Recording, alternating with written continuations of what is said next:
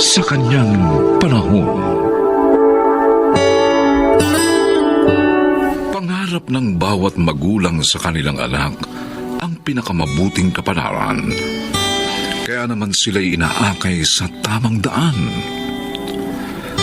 Mga kaibigan, narito po ang naging karanasan ni Mara sa ating dunang sa kanyang panahon. Akala ko hindi ka na darating, Mara. Pwede ba naman yun? Alam ko naghihintay ka dito sa park. Ang tagal mo kasi. Sorry. Hinintay ko pa kasi na makaalis si Mama sa bahay bago ako nagpunta dito. Alam mo naman, walang pasok ngayon.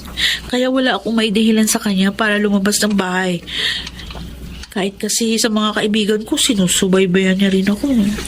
Talagang ayaw sa akin ng mama mo. Mabuti pa kaya.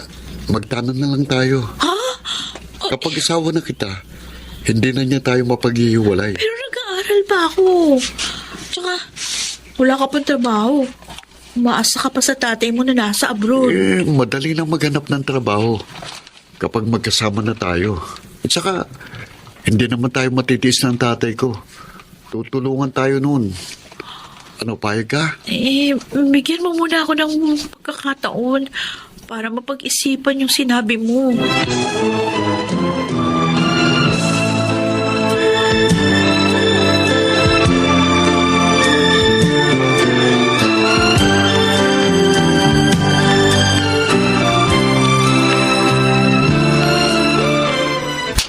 Sinungaling ka! Ma! Bakit naman kayo nanampal? Totoo naman yung sinabi ko. Galing dito ang best friend mo at hinahanap ka. Ha? Ngayon, buko ka na. Nakipagkita ka sa Dexter na yun, ano? Ha? Sumagot ka! Nag-usap lang naman kami. Di ba sinabi ko na sa'yo, layuan mo na ang lalaking yun! Wala kang magandang kinabukasan sa kanya. Ma, mabait naman si Dexter. Paimbabaw lang ang kabaitang ipinapakita niya sa'yo. Isa pa, wala siyang trabaho. Asa pa rin sa magulang kahit 23 na. Layuan mo na ang lalaking yun, Mara. Bata ka pa. Tapusin mo muna ang iyong pag-aaral. At makikita mo, higit pa sa Dexter na yon ang matatagpuan mo.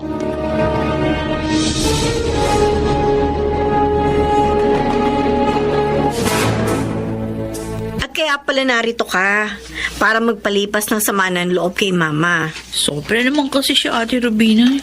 Napaka-judgmental. Hindi naman masamang tao si Dexter. Pero ikaw na rin naman ang nagsabi. Sa FB mo lang siya nakilala. Doon na rin kayo nagsimulang magkarelasyon. At nagkita kayo sa park. Marami namang ganito sa simula ng relasyon na. Bakit ba? Oo nga. Kaya marami rin ang napapahamak. Sister, mahal ka ni Mama. Kaya siya ganun sa'yo. Kaya sana, sundin mo na lang siya. Parang ikaw. Sunod-sunuran kay Mama. Hindi naman ganun yon, Mara. Ginagabayan lang ako ni Mama sa mga pagpapasya ko sa buhay. Kaya tingnan mo, hindi ako napapahamak. Kahit sa pag-aasawa ko. O, di ba? Maniwala ka sa akin. Dahil ang kabutihan mo lang ang aming hangad.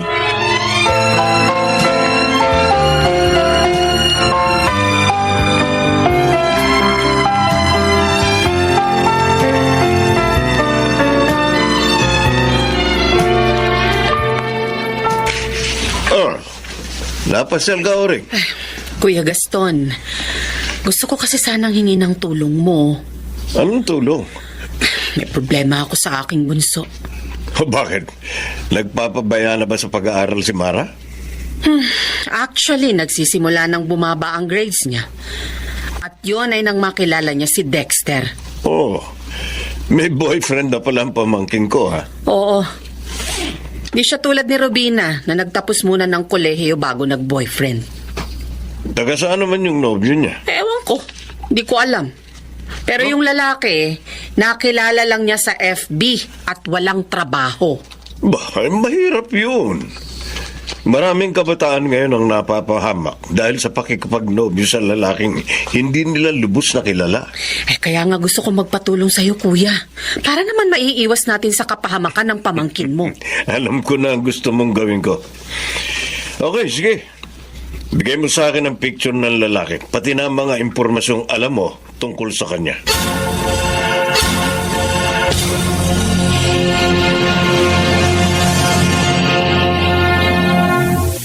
Oh, ito pa inumin natin, Tix. Ayos. Ayos ka talaga, Dexter, ha? Bilib ako sa'yo. Di ka madamot.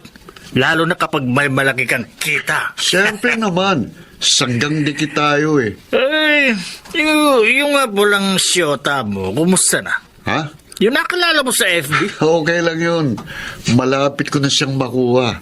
Talaga? At kapag naging asawa ko na siya, pahinga na ako sa trabaho ko. Giginhawa na ako. Pero pare, di naman kaya siya magbago kapag nalaman niya yung trabaho mo. Pare, magaling akong umarte. At mahusay ding magtago ng sikreto. Kaya hindi niya malalaman yun. Hanggang sa maging asawa ko na siya. Swerte mo talaga, pare, ha? Sana all. Dali lang yan. Humanap ka ng mabobola mo sa FB. At makikita mo, makakasibat ka rin sa trabaho natin. Ibig mo bang sabihin hindi mo talaga mahal si Mara?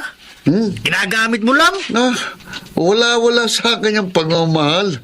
Ang importante sa akin ay ang magiging pakinabang ko. Yun.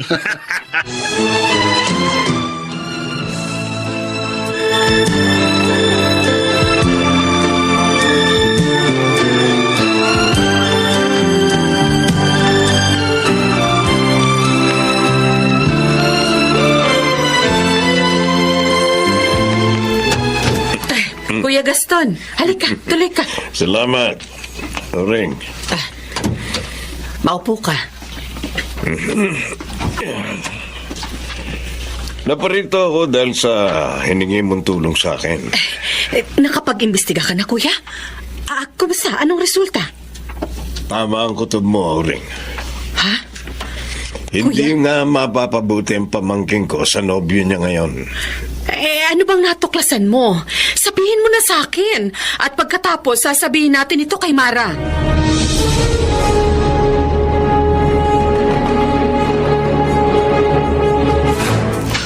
Dexter, halika. Maupo ka. Sure ka ba na pumayag ang mama mo na magpunta ako dito sa bahay niyo? Oo. Siya talaga nagsabi. Kasi nung huli kong nagpunta rito, sinabi niyang layuan kita. Dahil nga nalaman niyang 23 na ako pero wala pa rin akong trabaho. Ay, feeling ko, iba ngayon. Talaga? Oo. Dumating na pala kayo, Mara. Ay, Ay, nandito pala si Tito Gaston. Oo, Mara. Sargento Nubla. Kilala mo si Tito, Dexter? Siyempre, kilala niya ako, Iha. Um, Dahil ang lalaking ito, maraming beses nang nakulong sa impila namin. Ha? Dahil sa salang pandurukot. Hindi totoo sinasabi niyo, Tito. Hindi totoo yan. Bakit hindi mo tanungin si Dexter? Kaya kong patunayan ang sinabi ko, Iha. May record sa amin ng sinungaling na to. Nasa abroad daw ang magulang. Niloloko ka lang niya, pamangkin. Dexter, sabihin mo hindi totoo ang sinabi ng tito ko. Sabihin mo! Sorry, Mara. Walang iya ka? Mara. Minahal kita. May biktimahin mo lang pala ako. Lumayas ka dito. Lumayas ka!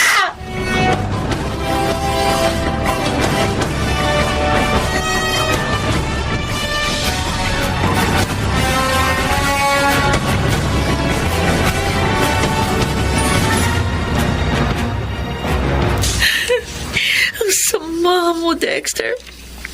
Hindi kita dapat minahal. Mara? Ate Rubina. Ate. Sinabi sa akin ni Mama ang nangyari nung tumawag siya sa akin kanina. Kaya nagpunta na ako dito agad sa'yo. Nag-background check pala si Mama kay Dexter sa tulong ni Tito Gaston. At dahil namukha niya si Dexter, tinignan niya yung police files nila. At doon niya natuklasan na snatcher pala si Dexter. na hindi totoong nasa abroad ang magulang niya. Na siya lang ang inaasahan na. Sinungaling ang lalaking yun. Kalimutan mo na siya. Pasalamat ka na rin na hindi niya nakuha ang pagkababae mo. At least walang nawala sa'yo. And next time, huwag ka nang bastang makikipagnobyo. Lalo na kung hindi mo lubos na kilala.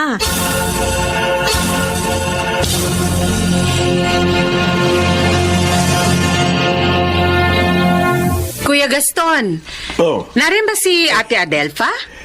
namalengke ang hipag mo, Oring. Ay. Pero malamang parating na yun. Kanina pa umalis eh. Hintayin mo na. Sige. Dala ko na kasi yung order niyang alahas. Oy, binilil nga niyang darating ka eh. Teka, kumusta na si Mara? Ayun, mas okay na siya ngayon, kuya. Hindi ko na nakikitang umiiyak. At mas nag-aaral na. Humingi na rin siya ng tawad sa akin sa mga nagawa niya. Salamat naman. Sana'y maging aral na sa kanya nangyari. Ang akala lang kasi ng ibang kabataan, hinihigpitan sila ng mga magulang nila. Hindi lang nila nauunawaan na iniingatan lang natin sila. Tama. Tulad ng ginawa mo kay Mara.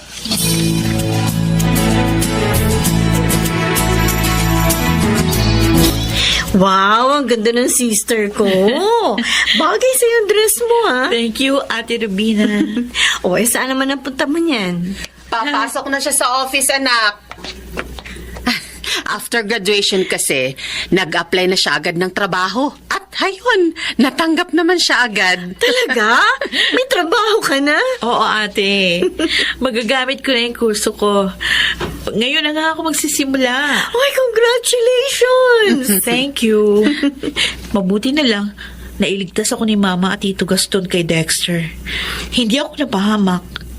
Ngayon, tanaw ko na ang maganda kong kinabukasan.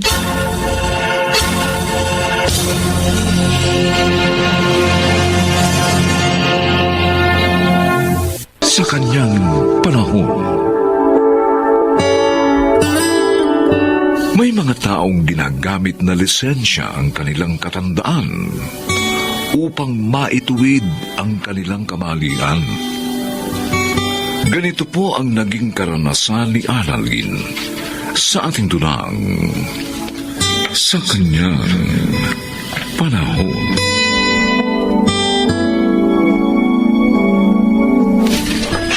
Hindi ko alam, Elson, kung matatagalan kong magkalayo kami ni Crisel. Kaya mo yan, kuya. Mabilis lang naman yung 2 years eh. Oo nga naman, Kuya Robert. Tama si Elson. Isipin mo na lang, para sa inyo ng mga pamangkin ko yung pagsasakripisyo ni Ate Crisel. Oo nga, kuya. Lalo ngayon na wala kang permanenteng trabaho. Sana nga, magkaroon uli ako ng trabaho at talagang hindi ko na paalisin pa si Crisel. Nandito lang kami. Handa kami ni Elsong damayan ka sa iyong kalungkutan. Salamat, Annalyn. Ang mabuti pa, dito na lang kayo kumain ng mga bata, kuya. Nang mabawasan yan, lungkot mo sa pag-alis ni ate. Oo nga. Paborito mo yung ulam na niluto ko.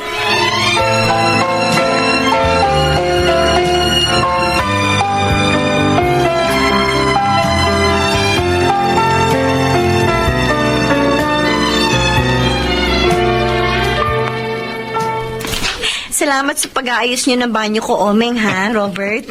Okay lang yun, Jenny. Hindi naman malaki sira ng banyo mo eh. Isang hapunan lang ang katapat niyan. Ano ka ba, Uming? Uy, ayos lang yun, pre. Hapunan lang naman yun. Siya nga naman, Robert. Huwag ka nang mahiya. Kung gusto niyo, inuman pa tayo eh. Oh, Ha? wow, Naku. game pala to si Jenny. Talaga. At mabilis din akong mag-alis ng Nang ano? lungkot. Ah. Di ba nasa abroad ang misis mo? Kaya malungkot ka? Akala ko kung ano na eh. Kaya ko rin mag-alis ng lahat ng gusto mong alisin ko.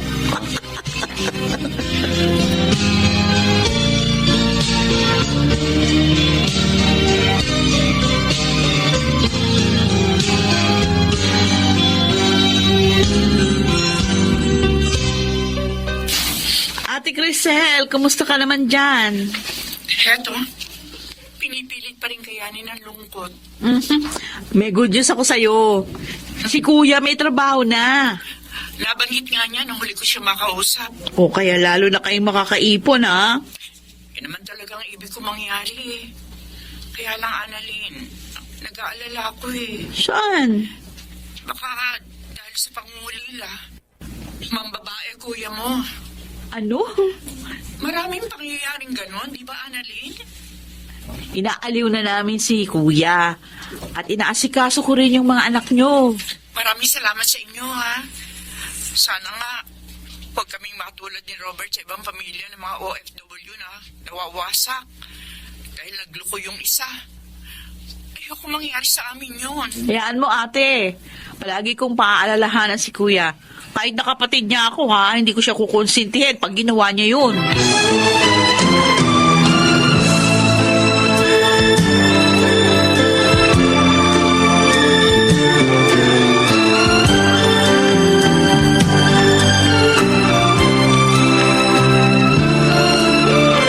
Han, Sunday naman bukas, wala kang trabaho. Ano kaya kung ipasya natin yung mga bata? Maganda yan, ha? Hindi lang silang ma-relax, kundi maging tayo. Ayan, sige, sasabihin ko sa mga anak natin para mag-ready na sila. And so, pala, isama na rin natin sina Kuya Robert at yung mga pamangkin ko. Kasi mula nung umalis si Ate Crisel, napansin ko, hindi na nakakapamasyal ang mga bata. Okay lang sa akin yun, kaya lang, baka hindi okay kay Bayaw. Bakit naman hindi magiging okay sa kanya? Sigurado nga matutuwa yun pag niyaya ko. Malay mo, may iba siyang gustong kasamang amasya. Ano? O naman, bakit ka naman nagsalita ng ganyan? Meron ka bang alam na kakaibang ginagawa ng kapatid ko?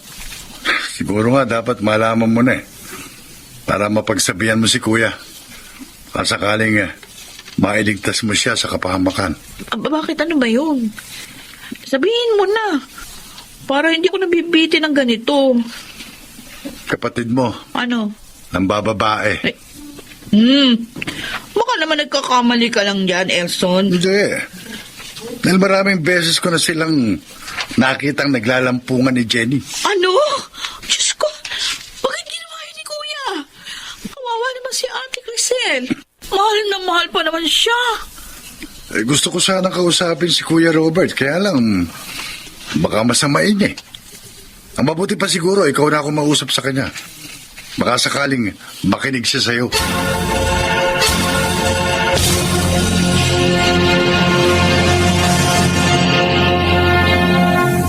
Ano bang sasabihin mo sa akin, Annalyn? At pinuntahan mo pa ako dito sa trabaho ko. Nakarating sa akin yung balitang may relasyon daw kayo. Ha? Nung bago naming kapitbahay na si Jenny. Yung ba? Gwapong kuya mo eh. Kaya pinatulan niya ako. Kuya, wag ka sana magagalit, no? Pero panluloko kay hipag yung ginagawa mo, eh. Ikaw naman, naglilibang lang ako. O paano kung ganyan din yung gawin niya doon? No. Makipagrelasyon din siya sa iba. Annalyn, O, syempre ayaw mo, di ba? Kaya wag mong gawin sa kanya yung ayaw mong gawin sa'yo. huwag ka nga makialam sa amin. Lalaki ko. At walang mawawala sa akin. Kaya okay lang, kahit mambabae ko. Anak ko, mali yung katwiran na yan. Tama na! Umalis ka na. At isara mo yung bibig mo, ha? Kung ayaw mong maggalit ako ng gusto sa'yo.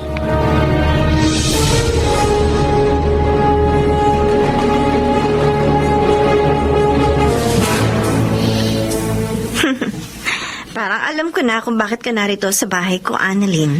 Tungkol sa kuya ko. Kay Kuya Robert, Jenny. Sabi ko na eh. Alam mo naman na may asawa yung kuya ko, eh. Bakit pinatulan mo pa? O wala naman dito, misis niya. Kaya walang problema. Hindi pa rin tama yung ginagawa niyo. Binawasak mo unti-unti yung pamilya ng kapatid ko. Layuan mo na siya. Paano kung ayaw ko? Sasabunutan mo ko? Ano ka ba? Kung ang kuya mo nga hindi mo makumbinsing iwan ako, di lalo na ako. Ang gwapo niya naman kasi. At ang galing pa. Kaya pwede ba? Huwag ka nilang makialam.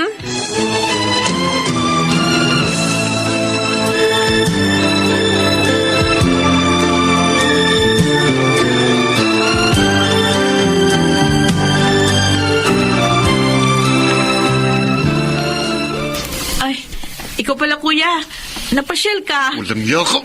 Ay! Anay, bakit mo ako sinampal? Bakit? Wala naman akong kasalanan sa'yo, ah. Bakit nagsumbong ka pa rin kay Crisel kahit binalaan na kita? Bakit? At kinausap mo pa si Jenny, lalayuan ako. Nagmamalasakit lang ako. Dahil ayoko masira ang pamilya mo. Wala kang karapatang panghimasukan ng buhay ko. Mas matanda ako sa'yo. Mali yung ginagawa mo. Kasalanan na sa batas ng tao, kasalanan pa sa batas ng... Wala kang pakialam! Ikaw, ito na ang huling panghihimasok mo sa buhay ko. At ayoko nang pupunta ka pa sa bahay ko. Dahil ka, Jenny, sisirain mo pagiging magkapatid natin. Wala akong kapatid na pakialamera at talaira. Wala!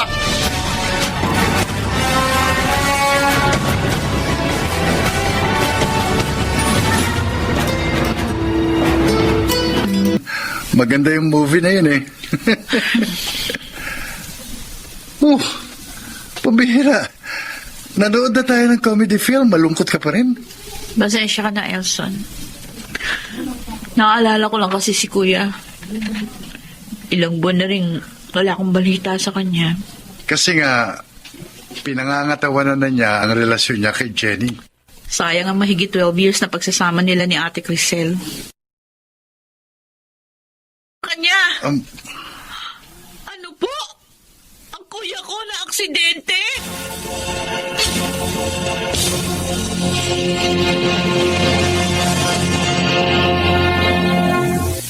Jenny, salamat at narito ka na. Marami ako inasikaso. Kaya ngayon lang ako nakaparito, Robert. Hindi bali, ang mahalaga, narito ka na ngayon. May mag-aasikaso na sa akin. Ay, hindi. Ha? Hindi ako magtatagal. Magpapaalam lang ako sa'yo. Anong ibig mo sabihin? Nalaman ko na, dahil sa nangyaring aksidente sa'yo, matatagalan bago ka makalakad. Oo nga. Nakakatakot naman ang lagay mo ngayon. Ayoko mag-alaga na may kapansanan. Hirap yun. Kaya, kinatapos ko na ang relasyon natin. Hindi. Sorry, Robert. Nagpapakatotoo lang ako. At least, kinausap kita ng diretsyo. Kesa naman sa bigla na lang kitang takasan. Jenny. Balikan mo na lang ang asawa mo. Baka mapagtiyagaan ka pa niya.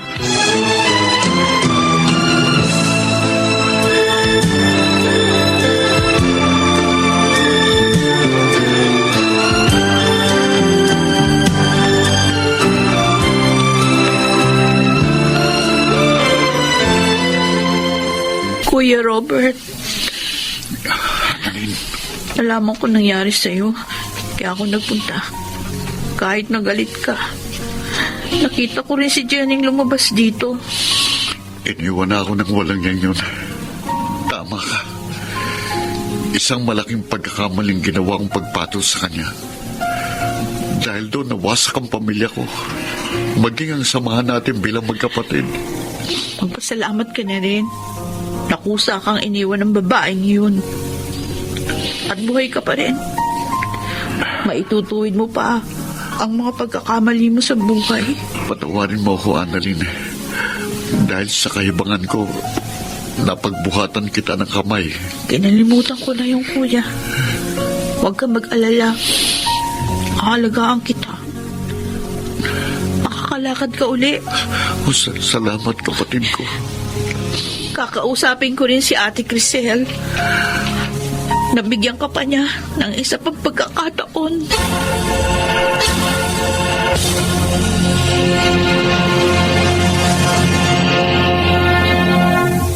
Sa kanyang panahon.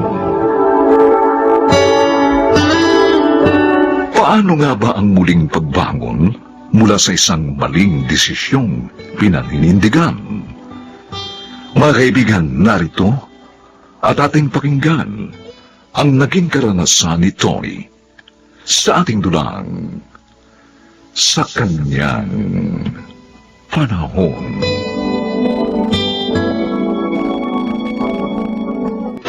Ilalaglag mo ang sanggol na yan at pinagbubuntis mo, Violeta. Alam mo ba kung anong sinasabi mo, Tony? Sinabi ko na sa iyo noon pa. Ayoko ng anak na babae. Hindi. Sa ayaw mo man at sa gusto mo, bubuhayin ko ang batang ito. Buhay ko man ang kapalit, gagawin ko. Gawin mo para magkasubukan tayo. Dahil kahit kailan, hindi ko kikilalanin ang batang yan sa sandaling isilang mo na. Kila James at Eman ko lang iuukol ang mga pagsisikap ko. Sa kanila ko lang ibibigay ang lahat ng karapatan.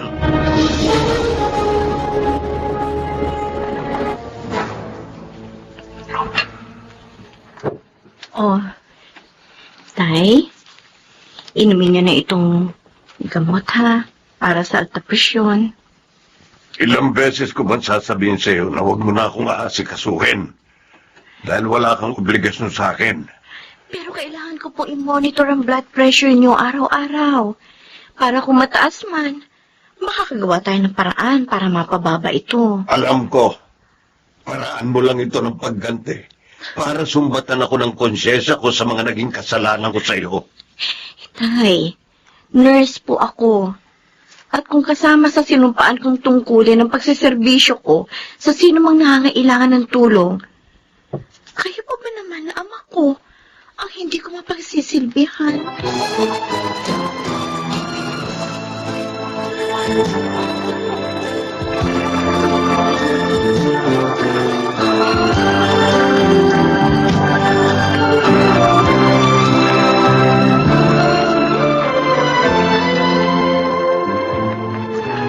Napakamalalahaning bata talaga ni Angel. Isipin mo ha, bago siya pumasok sa duty niya sa ospital, naaasikaso pa niya mga pangangailangan ng tatay niya. Pati nga kamudjeta ng kanyang tatay binabantayan, Tiyang. Ay katulad ngayon, itong mga gulay at isda ang pinaluto niya. Kasi nga na malengke kaninang madaling araw. Ang tanong, kumusta naman yung dalawang inihinyero? Nagparamdam na ba? Hindi pa rin sumasagot to sa mga text at tawag namin ni Tony.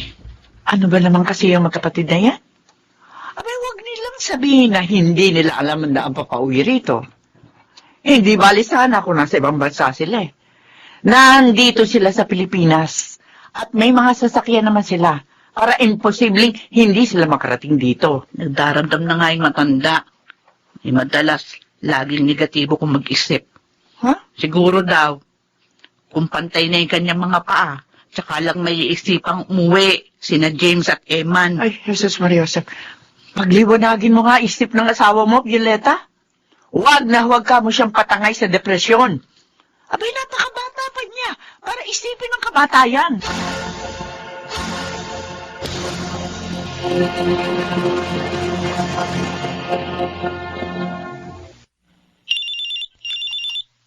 Hello, kuya. Hello. Napatawag ka. Kumusta? Itatanong ko lang kung natatawagan mo sina Iday at Inay. Hindi. Ha? Madalas kasing okupado itong cellphone ko sa mga transactions trabaho. Kaya talagang hindi ko sila may singit na tawagan. Ako, eto eh. Hindi ako pa pwedeng umalis sa site. Dahil binabantayan ko ang construction ng project. Mahigpit kasi yung superintendent ng construction. Ako naman, lagi ring nasa location para sa pag-aaral sa lupang pagtatayuan ng konstruksyon. O paano? May pumapasok na akong tawag galing sa trabaho. O sige na, kuya. Busy rin ako eh. Pag nakasingit na lang ulit tayo uli ng tawag. O sige, bye. Ingat, kuya.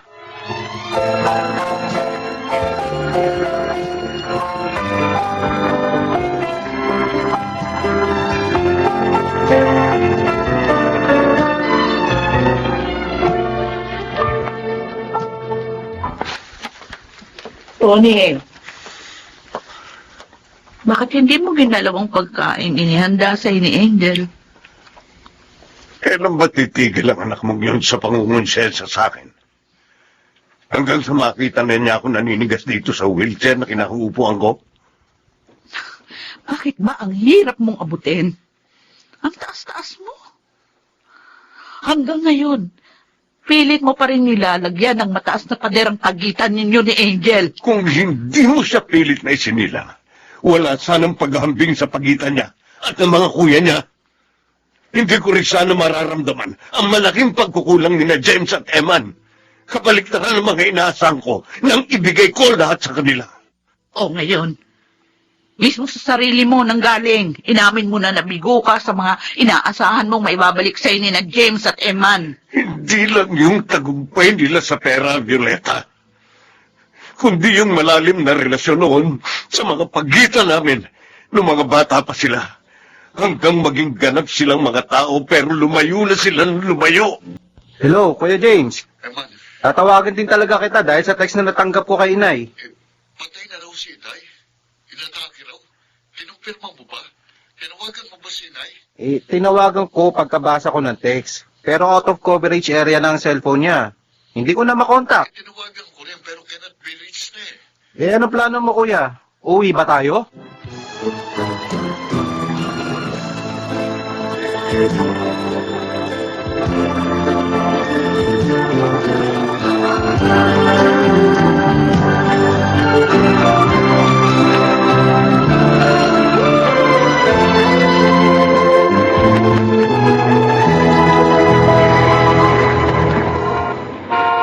Ay! James! Eman! Ay, mga anak ko! Ay! Yung tinext mo sa amin, patay na si Inay? Ikaw ba? Tsaka saan ang burol niya, Nay? Ano? Hindi ba rito sa bahay? Ano ka? Anong text? Hindi naman ako nagte-text sa inyo na patayin ng tatay niyo, ah! Pero, Ako ang nag-text sa inyo na patay na ako. Jim, Tuni! Eman, Tay, ginamit ko lang ang cellphone ng nanay niyo para mas mapaniwala ko kayo. Inay, buhay kayo?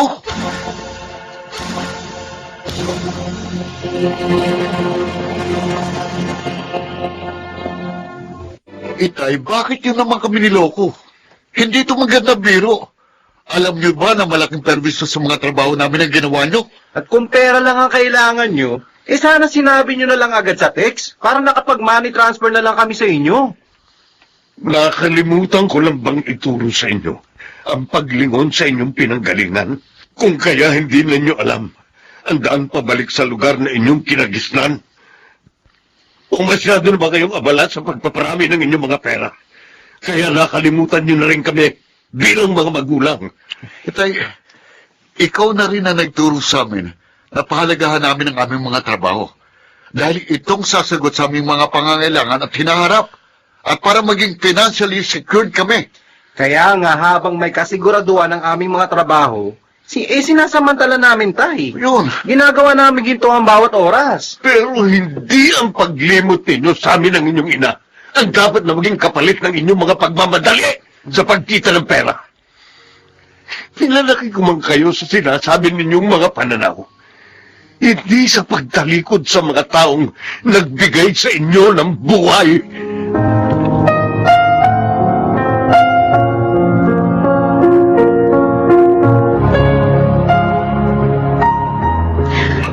Angel, anak, alam mo ba, ikaw ang pinakamagandang nangyari sa pamilyang ito.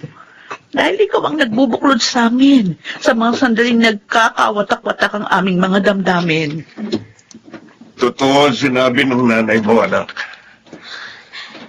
Itay, Ang tanong ko lang,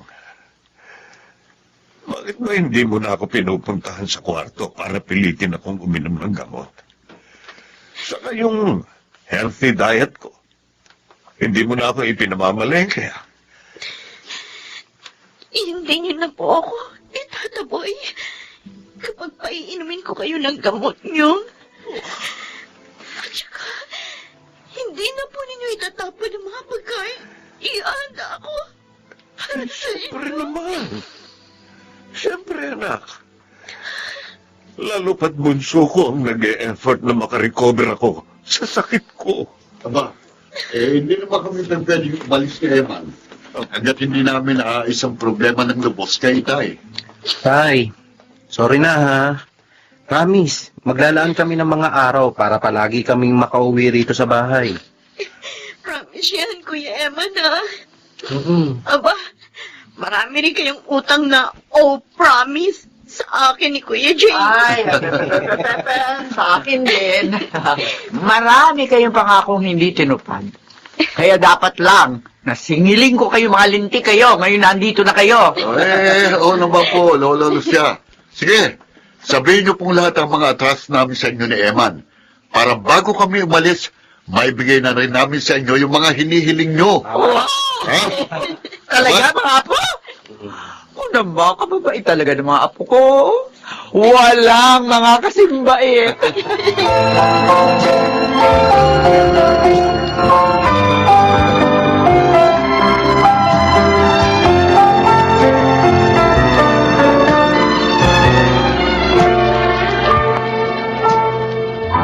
Alam mo ba kung ano yung pinagpapasalamat ko sa Diyos, Violeta?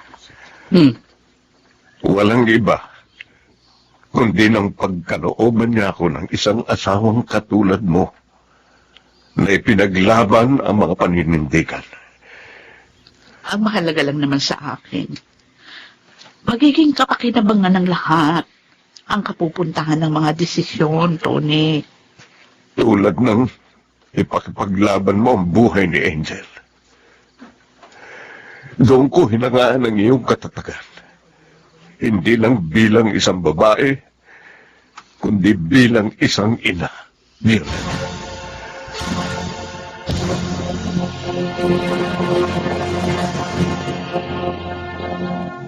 Sa kanyang panahon, gaano nga ba kahalaga ang pananatiling buo ng isang pamilya upang matugunan ang maraming pangangailangan ng mga miyembro nito, tulad ng pangangalaga, pagmamahal, at pag-unawang maibibigay ng bawat isa. Mga kaibigan, tunghayan natin ang naging karanasan ni Florence sa ating dulang Sa Kanyang Panahon.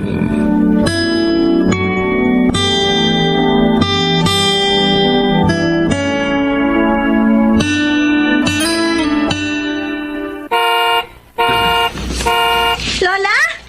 Lola, nandiyan na po yung inarkila ninyong van na sumundo kay Daddy. Oh, siya. Mauna ka na sumalubong sa daddy mo, ha? Alam mo naman tumatuhod ko. Naku, hindi agad-agad na maitatayo. Grabe mga kirot dahil sa akin, Rayuma. Uy, siya, sige na po, Lola. Basta sumunod na kayo kaagad, ha? Oh, sige na. Takbo na roon.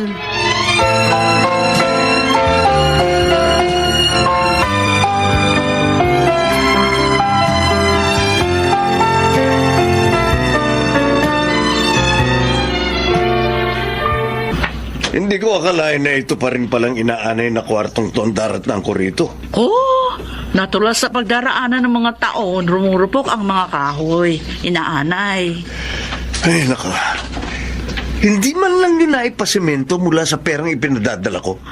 Noona nga kasi namin yung mga pangangailangan mula sa pagkain hanggang sa mga gamot ni inay. Magastos din ang online class ni Elise. Hala mo ba? Masyado nyo kasing inasahan ang perang nanggagaling sa akin. Kung nagsipaghanap buhay kayo, di sana naipon pa ninyo mga pera ko. Aba Samuel, naghahanap buhay rin kami rito. Malaking bahagi ng kinikita ko sa pagluluto ng mga kakanin ang bumubuhay sa amin dito. Uy, ang batuga na si Eric. Wala naman trabaho, di ba? Si Eric ang katuwang namin sa lahat ng mga gawain. Higit sa lahat, tagasugod kay inay sa ospital kapag inaatake ng high blood. Kaya huwag kang sumbat ng sumbat. Dahil baka mas may sumbat kami sa iyo.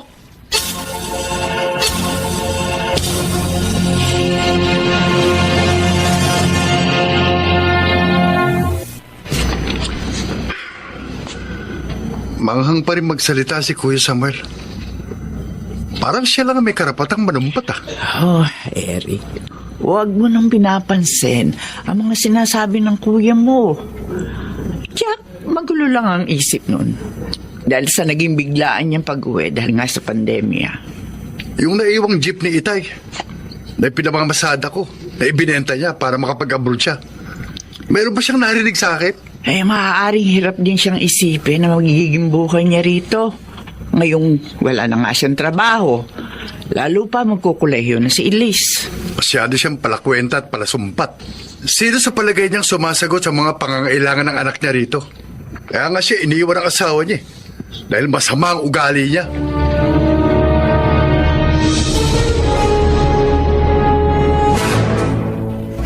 Oh, Elise. Akala ko yung nag-online class ka na. Pasado 8:00 na ng umaga ah. Tsaka, uy, Hoy, Elise, umiiyak ka ba? Ang daddy po kasi. Tinanong ko lang kung may chance pa po ako makapag-aral sa Dubai kapag nakaalis na siya ulit. Pinagsisigawan na po ako. Nako, wrong timing nga kasi yung pagtatanong mo. Alam naman nating lahat na biglaan ang kanyang pagkakauwi dahil nga sa pandemya. Umaasa po kasi ako sa pangakong yun ni Daddy, Tita. Eh, sabi nga kasi niya, bagsak ang ekonomiya ng Dubai. Yung nga daw mga kasama niya sa trabaho na naiwan pa roon. Nauna na raw pinauwi yung mga anak dito para dito na nga magsipag-aral. Paano po? Kung hindi pa rin siya makabalik sa abroad, hindi na rin po ako makakapag-college. Ano ka ba? Nandito kami ng Tito Eric mo. Pati na ang inay. Hindi ka namin pababayaan. Makapag-aaral ka sa kolehiyo. Kaming bahala sa iyo.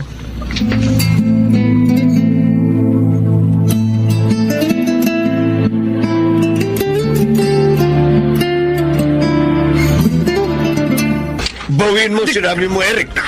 Bawiin mo dahil kung hindi, paduduguin ko yung uso mo. Totoo naman sinasabi ko, di ba kuya? Mas binigyang prioridad ni na Inay at Ate Florence na ikaw ang makapagtapos ng pag-aaral. Para kung makaraos ka na, makatulong ka sa pamilyang ito. Sa pamilyang ito na ayaw mong tantanan ng panulumbat. Pero dito at dito ka pa rin bumabagsak. Walang nga ka. Dahil sa mga sinabi mo, parang hindi mo na ako iginalang. Alin?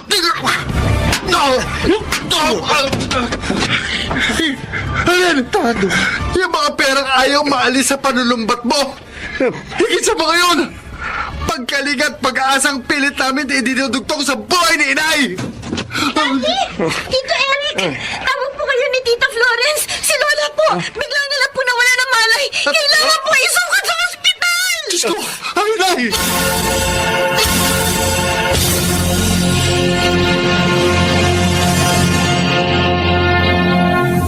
Hypertensive ng inyong ina. At para makatiyak tayo kung saan nanggagaling ang kanyang hingal, kailangan niyang maisalang sa ECG test at chest x-ray. Yung mga laboratory test na kailangan niya, paano po kaya maisasagawa yun? Mahihirapan na po kasing tumayo at maglakad si inay. May heart section ng ospital. Doon isinasagawa ang ECG test. Katabi naman noon ang radiology. Etong cellphone number ko. Tawagan niyo kaagad ako sa oras na hawak niyo ng mga resulta. Opo, Dok. Maraming salamat po. Okay. Ito na nga ba ang sinasabi ko eh. Pagdating ng oras, pare-pareho tayong nga sa ganitong sitwasyon. O saan ngayon tayo kukuha ng perang gagastusin kay Inay? Kung nagbabarat man lang sana ng buto yung isa riyan eh. Ako na naman ba pinatatamaan mo, kuya? O bakit? Meron pa bang iba? Ganyan ka naman palagi eh. Sa halip na pasalamatan mo ako dahil akong gumaganap sa papel na hindi mo kayang gampanan. Hanggang dito ba naman sa ospital? Hindi pa rin kayo titigil ng pagsusumbatan? Isa magbatuhan kayo na magbatuhan ng paninisi sa isa't isa. Isipin nyo kung paano tayo makatatawid sa krisis na ito dahil ang kagalingan ng inay ang nakasalalay dito.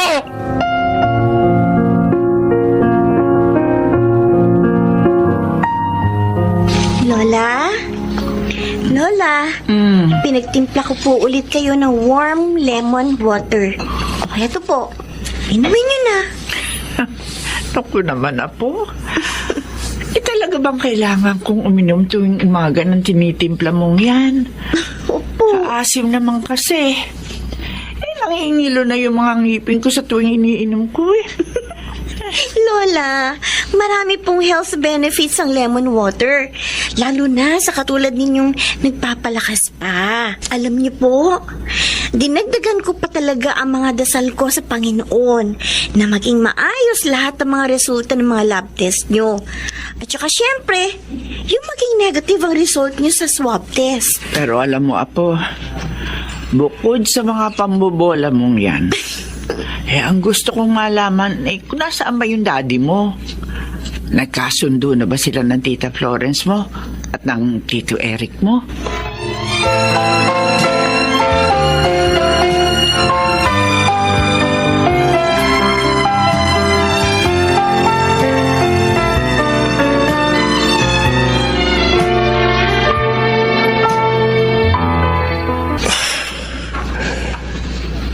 Dahil lamang dumaan ako sa matinding pagsubok sa ibang bansa. Nadamay sa mga sentimiento ko pati ang pamilya ko. Ngayon ko napatunayang ang pamilya ang pinakamagandang regalong ibinigay ng nasa itaas. Hihingin ko ang kanilang kapatawaran. Dahil sila ang pinakamahalagang biyaya na meron ako sa aking buhay.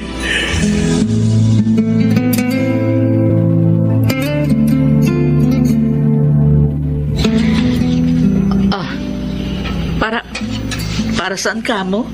Ang 20 mil na ito, Samuel? Para ka ako pandagdag mo sa puhunan mo sa paggawa ng mga kakanin. At, ate, gusto kong makabawi mula sa kagaspangan ng ugali ko mula nung dumating ako. Nawalan ako ng katuwiran sa mga bagay-bagay. Pati tuloy kayo, nadamay sa gulo ng utak ko. Patawarin mo rin ako, Kuya Samuel. Nadala din ako ng bugso ng emosyon ko. Kaya, nasagot kita ng pabalang. Namulat na ako na kung magkakawatak-watak tayo, paano pa natin mapagtutulong-tulungang ipagpundar ng magandang kinabukasan sa Elise? Lalo na ang pagpapanatili sa kalusugan ni Inay. Mga kapatid ko, Ate. ito ang pinakamaligayang araw na dumating sa buhay ko. Ngayong nagkakasundo na kayo, lalong hindi ako natatakot na harapin ang mga darating pang pagsubok.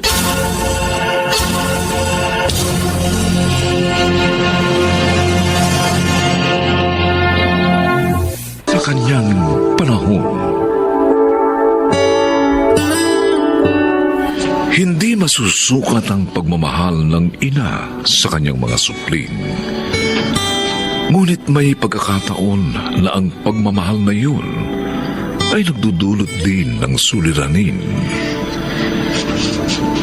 Mga kaibigan, narito po ang naging karanasan ni Editha sa ating dulang sa kanyang panahon.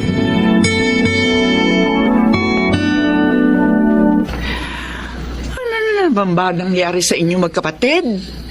Bakit dinatnang ko kayong nagsisigawan? Kasi po, Inay, ang asawa ni Rayson, sinigawan si Noemi. Hindi sinigawan ni Daisy si Ate Noemi. Sinabihan lang na kunin ang mga sampay nyo dahil tuyo na naman ang mga damit nyo para makapagsampay naman kami. Yan ang hirap sa'yo, Rayson, eh. Pinalalabas mo sinungaling ang asawa ko. Totoo naman eh. Dahil narinig kong pagsasalta ng asawa ko kay Ate Noemi. Tama na! Sana naman, pareho kayo matuto ng disiplina sa mga pagkilos nyo. Alalahanin nyo, 2 pamilya kayo nakatira dito. Magkapatid kayo. Kaya hindi kayo dapat nag-aaway. Lalo na dahil lamang sa isang maliit na bagay.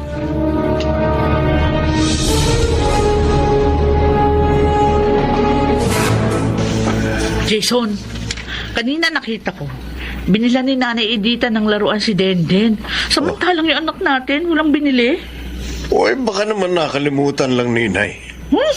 Sabihin mo, talagang paborito ni Nanay Edita yung anak ni na Rayson at Daisy. Si Daisy nagtamad naman. Naiinis nga ako sa babaeng yun eh. Ewan ko ba kung bakit nagustuhan yun ng kapatid ko. Hindi naman kagandahan. Tamad pa.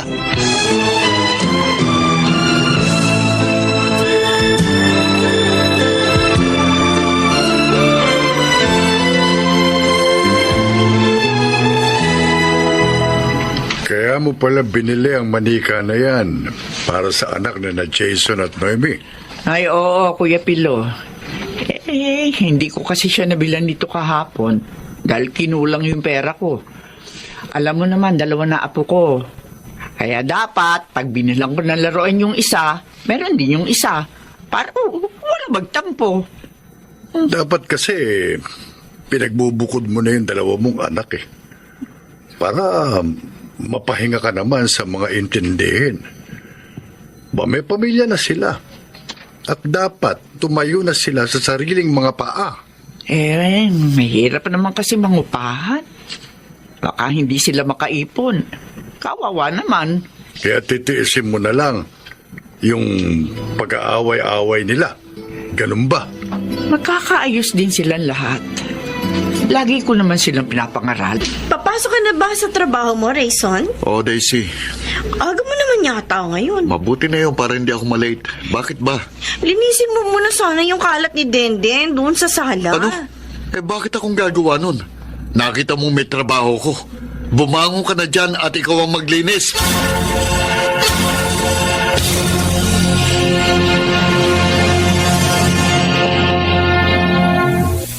Daisy, ano ka ba naman? Bakit hindi mo linisin yung kalat ng anak mo? Hindi lang naman anak ko ang nagkalat dyan, Ate Noemi. Pati si Cheche nyo. O pati anak ko, pinagbibintangan mo. Hindi yan bintang. Magkalaro sila kanina dito, kaya alam ko. O kaya gusto mo, maglinis din ako. Oy, Daisy! Kapiraso lang yan lilinisin mo. Samantalang ako, bukod sa pag-aalaga sa mga anak namin, naglilinis ako at nag-aayos ng buong bahay. Aba magkaroon ka naman ng hiya.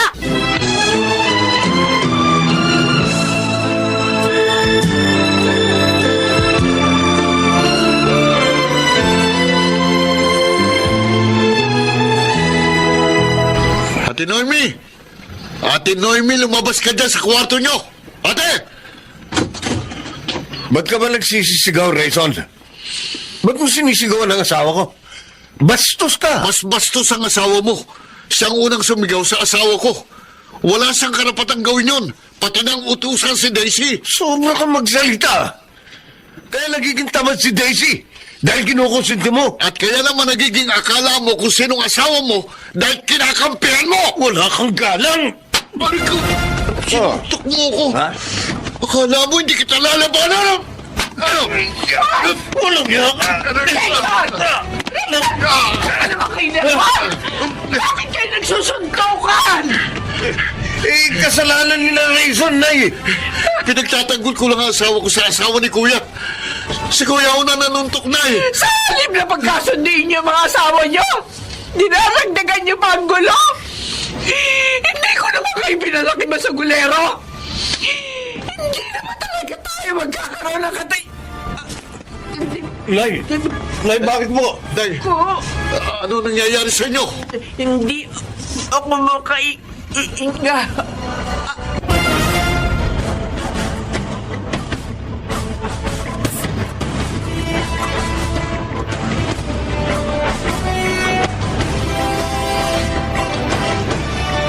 Nakita nyo na nangyari. Dahil sa pag-aaway nyo, inatake sa puso ang nanay nyo. Mabuti na lamang naagapan sila ng mga doktor. Kung hindi, baka nawala na kayo ng ina. Hindi po namin sinasadya, Chong. Sino Rayson kasi?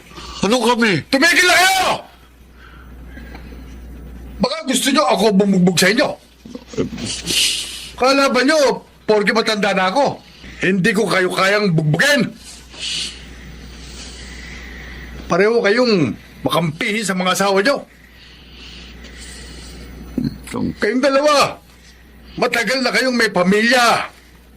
Dapat bumukod na kayo. Tumayo kayo sa sariling mga paa. Hindi nyo na dapat kinukonsume ang kapatid ko. Mula nang mabiyuda siya, kayo na lang ang inaasikaso niya. Pasayahin nyo naman siya. Ngayong matanda na siya, maawa naman kayo. Kailangan bang mawala siya para magbago kayo at matuto? Kailangan pa bang mawalan kayo ng ina para makaunawa?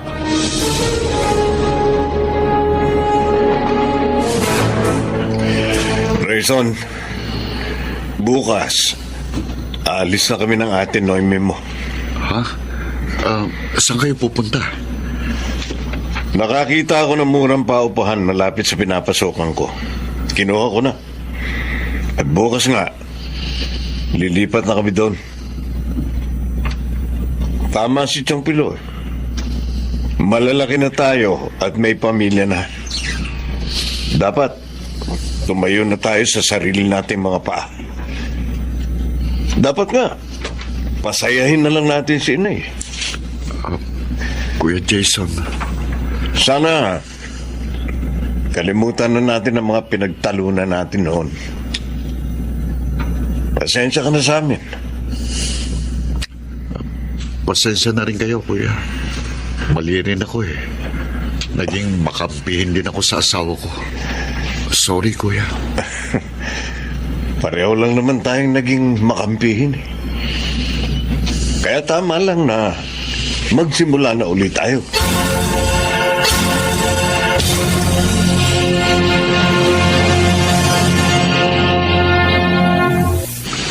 Di tahimik na ang buhay mo ngayon, Edita. Dahil nakabukod na ang mga anak mo. Ay, tahimik nga, kuya. Pero, malungkot naman. Namimiss ko ang mga anak ko, lalo na yung mga apo ko. Pwede mo naman silang dalawin para makita mo sila. Plano ko talagang gawin yon. Pero hindi muna ngayon. Ang gusto ko kasi, makapag-adjust muna sila sa kanilang ginawang pagbukod. Mabuti naman. At ganyan ka na ngayon. Hindi naman masamang mahalin at gabayan natin ang ating mga anak. Pero dapat, hayaan din natin silang mamuhay ng sarili. Tama ka, kuya. Dahil hindi habang panahon, kasama nila tayo.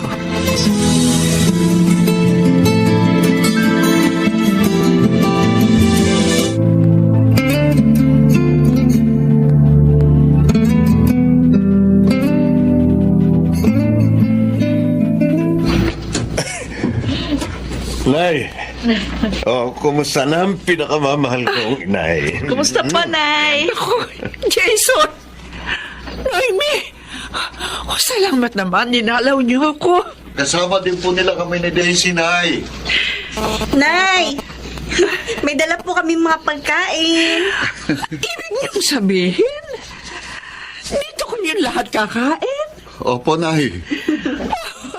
Kasi po, mula nung bumukod kami ng bahay, hindi pa kayo dumadalaw sa amin eh. Kaya kami na po ang dumalaw sa inyo. O sa totoo lang, na-miss ko ang ganitong magkakasama tayong lahat. Kami rin po, Nay. Kaya nga po, nagdala kami ng pagkain ngayon para mapagsaluhan natin lahat. Kaya nga po napag-usapan namin ni na kuya na every Sunday, dito kami maghahapunan sa inyo. Totoo po yun, Nay. At kami naman po ni Daisy ang magluluto ng kakainin natin. Salamat! Salamat, mga anak! Masaya ako! Dahil ngayon, magkakasundo na kayo. Kami po ang dapat na magpasalamat sa inyo, Nay. Dahil pinagtiyagaan niyo po kaming lahat. Oo nga po, tama po si Daisy. Pinagtiyagaan niyo yung kaguluhan namin. Oh, mga manugang ko. Mahal na mahal ko kayong lahat. Salamat po, Salamat Nay. po, Nay.